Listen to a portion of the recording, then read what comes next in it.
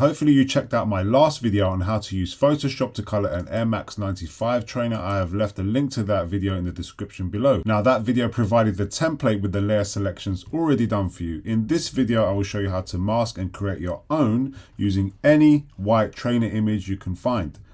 For your convenience, I've provided a template with some popular silhouettes in the video description. I would recommend, so what you want to do is get rid of the images you do not want to work on by throwing them into the trash can looking icon at the bottom right of your layer window. Okay, so just like in the last video, you want to press Command or Control plus and minus to zoom in on the portion of the trainer you want to work on. Hold down spacebar to move to the selection that you want to work on. So I'm going to start with the N on this New Balance 550 silhouette.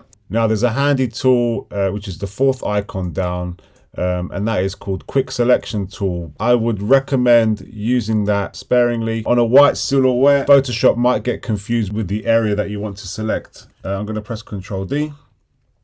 Now you see when I select the N, it makes a pretty good job of it, but there's a few inaccuracies there that I do not like. So I'm going to press Ctrl D and I'm going to instead select the polygonal lasso tool. Now it takes a lot longer, but it's a lot more precise and a lot more controlled when you make those selections yourselves. So double click to close the loop.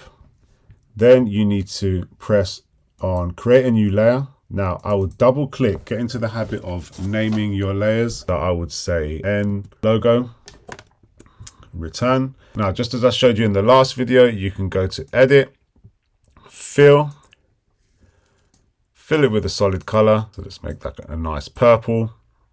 Hit OK and change the layer style depending on the look that you want to go for. Now different colors react differently to different layer styles.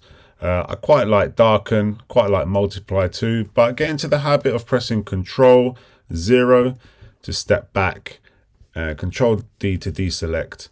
And then what you can do is step back from the trainer and actually look at how impactful that is. So I quite like that N.